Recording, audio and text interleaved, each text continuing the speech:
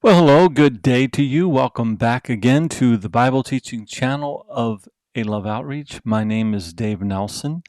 A little bit earlier today, a quote came to my mind from the book of Psalms, and you find it in Psalms 73. And it says, "Truly God is good to Israel."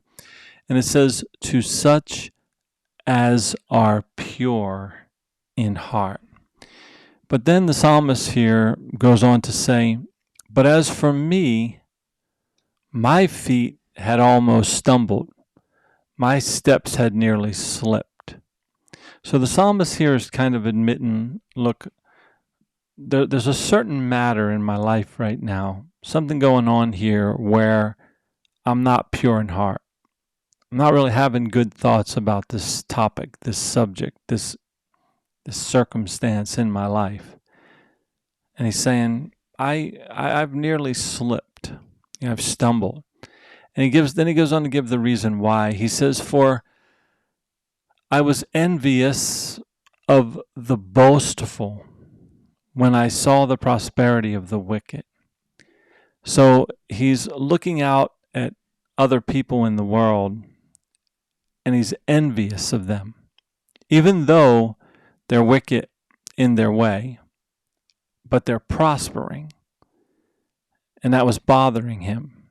He's saying, look, my heart's not pure right now in regards to this, because these are my thoughts.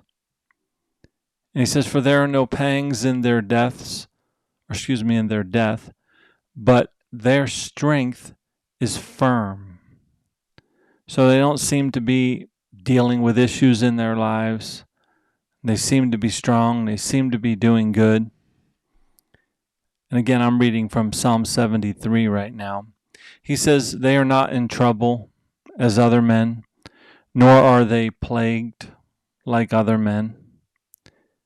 Therefore pride serves as their necklace, and violence covers them like a garment." So he's looking at these people that are wicked, and things seem to be going good for them in the world, and they're wearing pride like a necklace. They're boastful, right? And it seems well with them. Seems all good, and it's kind of bothering him in a sense. But at least he's being honest here with his own heart and saying, look, these are my thoughts right now. I'm not pure in this way. I understand that, as it says there, God is good to such that are pure in heart. But the Bible's real, folks. And it tells the truth. And the psalmist here is saying, look, this is what's going on inside of me. He says, their eyes bulge with abundance in verse 7. They have more than heart could wish. They scoff and they speak wickedly concerning oppression. They speak loftily. They set their mouth against the heavens, and their tongue walks through the earth. So in other words, they just run their mouth. They're proud. They don't care about God. They don't care about the Lord. No authority over them, nothing. Therefore his people return here, and waters of a full cup are drained by them. And they say, how does God know? So they're mocking God. Again, they're walking in their pride, and they're mocking God. And they're saying, is there really knowledge in the Most High? Does God really know? And then verse 12 goes on to say, behold, or take a look at this. Pay attention to the way these people live, because these are the ungodly who are always at ease. They increase in riches. Surely I have cleansed my heart in vain and have washed my hands in innocence. Again, he's admitting, my thoughts aren't right here. My thoughts aren't pure. For all the day long I have been plagued and chastened every morning. In other words, look at all of my problems. Look at everything that's coming my way. Look what's happening to me. He says in verse 15, if I had said I will speak thus, behold, I would have been untrue to the generation of your children. When I thought how to understand this, it was too painful to me. Here's the answer, right? He says, until I went into the sanctuary of God, then I understood their end. So if you are somebody that truly is a seeker of God, you're seeking the Lord, you've given your life to Christ as your Lord, as your master, you've surrendered to him, but you're looking out at this wicked world, this evil world, and the pride in which they stand in. And it's bothering you maybe. And you're finding that, look, I know God's good to me. I know God's good to me, but here's what I'm thinking right now. Like, why does the wicked prosper? Why, in other words, why do they go on in their ways uninterrupted with no judgment or nothing wrong seemingly happening to them for their wickedness? But then the psalmist says here, but when I went into the sanctuary of God, I understood their end. Surely you set them in slippery places. You cast them down to destruction. That's their end. Pride goes before destruction. Oh, how they are brought to desolation as in a moment. Right? They are utterly consumed with terrors. This is the end for people like that.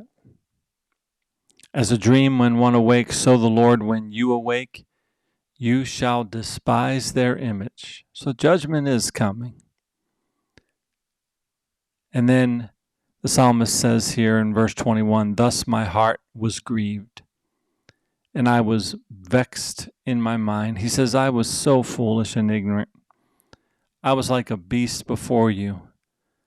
Nevertheless, I am continually with you. You hold me by my right hand. You will guide me with your counsel, and afterward you'll receive me in glory. So again, he's honest. I slip up. I'm not thinking straight. I'm not thinking right. But then he took the time to come before God with this matter and with this issue. And then his heart came to understand what the end was going to be like for these people.